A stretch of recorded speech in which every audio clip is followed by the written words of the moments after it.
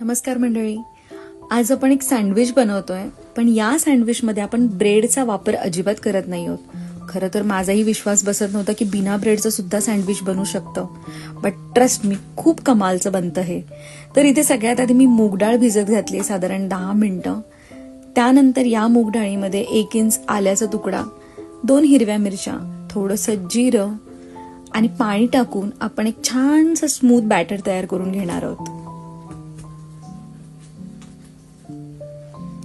तर तुम्ही बघू शकता ह्या बॅटरची कन्सिस्टन्सी साधारण अशा प्रकारे असली पाहिजे. त्यानंतर आपल्या चवीनुसार त्याच्यामध्ये थोडंसं मीठ ऍड करायचं आहे.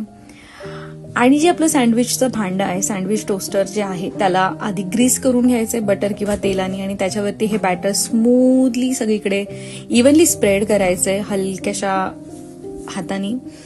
त्यानंतर याच्यामध्ये तुमच्या आवडीचं जे काही स्टफिंग तुम्हाला भरायचं, जसं की बटाट्याची भाजी असेल किंवा इतर बॉइल्ड व्हेजिटेबल्स असतील, ते तुम्ही स्टफ करू शकता. इथे सध्या तरी मी चीज एक स्लाइस घेतली एक चीजची, त्यावरती थोडंसं चिली फ्लेक्स टाकलेला आहे आणि वरून पुन्हा तुम्ही बघू शकता की हे बॅटर मी इव्हनली स्प्रेड केलंय. आणि त्यानंतर हे भांडं अल्टीपल्टी करून घ्यायचंय, थोडंसं बटर लावून घ्यायचंय जर गरजेचं वाटलं तर. आणि तुम्ही बघू शकता किती क्रंची आणि मस्त असं तुमचं सँडविच तयार आहे. सकाळच्या घाई गडबडीच्या वेळात जर तुम्हाला कळत नसेल की काय हेल्दी ब्रेकफास्ट बनवायचं, त्यावेळी हा बेस्ट ऑप्शन आहे. एकदा नक्की ट्राय करून बघा. आणि रेसिपी आवडल्यास माझ्या चॅनलला फॉलो करायला अजिबात विसरू नका. थँक्यू.